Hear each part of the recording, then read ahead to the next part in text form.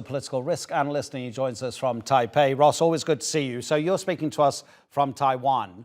I mean, that island knows more than any other, probably in the region, how much Chinese influence can affect that part of the world. Do you think that Chinese influence is changing internal politics in the Solomon Islands? Well, not just in the Solomon Islands, but in the region. But speaking from Taipei and keeping in mind one of the milestone events that sort of set off where we are today, which was Solomon Islands derecognizing Taiwan in September 2019, just about 3 years ago. Then a week later, Kiribati did the same.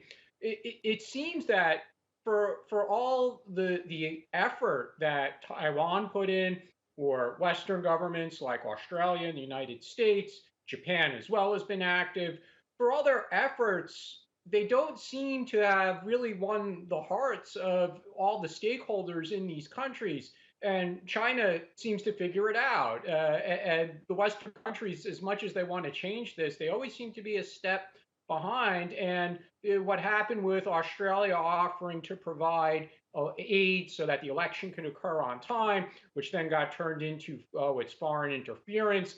It's just another example of that, how our own foreign policy apparatus, whether again that's in the US or Australia or the other relevant countries, they just don't seem to be able to figure it out. And that really is unfortunate. And then it results in bad outcomes because delaying an election is not a good outcome.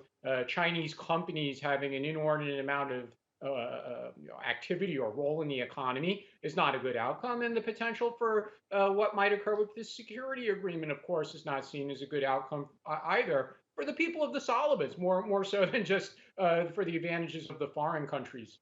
Ross, what are the Americans and the Australians and anyone else who's against the Solomon Islands becoming closer to Beijing? What are they exactly worried about?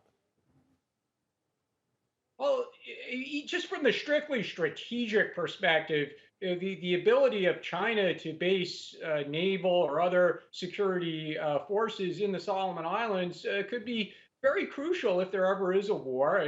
We just have to look at the map and see if there's a war in Taiwan or near Taiwan or somewhere else in the Pacific, and Australia, as expected, will come to aid the United States. Then China being able to base resources out of Solomon Islands would be crucial to preventing Australia from coming to fight with the United States. But again, as I mentioned earlier, it's not just about what's good for the United States or Australia or Japan. This is very much what's best for 700,000 citizens of the Solomon Islands. And we'd like them to have a functioning democracy. We'd like their democracy to mature and the institutions to operate based on their constitution and the rule of law without outside interference, whether that is from the corporate world or from other countries such as the United States, Australia, or China. But as of now, it does seem like the West is still a step behind what China is doing.